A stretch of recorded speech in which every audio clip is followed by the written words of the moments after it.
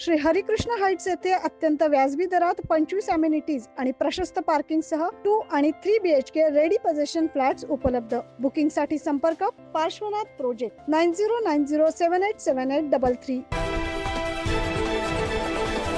वैष्णवी हगवणे आत्महत्ये प्रकरणानंतर राज्य महिला आयोगाच्या भूमिकेवर मोठे प्रश्न उपस्थित झाले।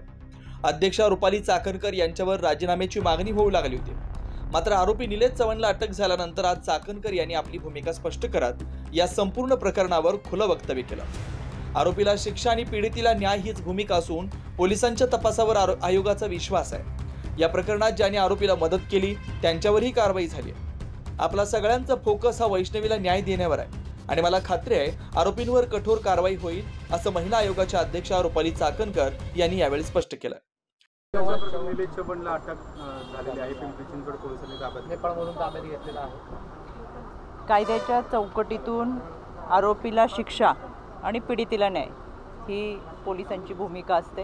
त्याच्यामुळे सुरुवातीपासून या प्रकरणामध्ये आपण जर पाहत असाल तर पोलिसांनी पहिल्या दिवसापासून गुन्हा नोंद करत कारवाई केलेली आहे। या गुन्ह्यामध्ये ज्यांनी आरोपीला मदत केली त्यांच्यावर देखील कारवाई झालेली आहे। त्याच्यामुळे सध्या आपल्या सगळ्यांचा फोकस हा आपल्याला वैष्णवीला न्याय देणं आणि वैष्णवीच्या परिवारासोबत म्हणजे माहेरच्या लोकांसोबत उभं राहणं ही आपली भूमिका आहे। मला खात्री आहे या आरोपींवरती कठोर कारवाई होईल, जेणेकरून पुन्हा महाराष्ट्रात कधी वैष्णवी घडणार नाही। मॅडम, आता या संदर्भात एक आणखी प्रश्न उपस्थित होते की त्याकडे नेमकं शस्त्र आलं कसं काय, या शस्त्रासंदर्भात आता अनेक प्रश्न उपस्थित केले जातात। मला असं वाटतं की पोलीस अत्यंत व्यवस्थितरित्या या सगळ्या गोष्टींचा तपास करतात आहेत आणि तपासामध्ये जे काही आपल्या समोर येतात ते दररोजची अपडेट ही आपल्यापर्यंत पोहोचते।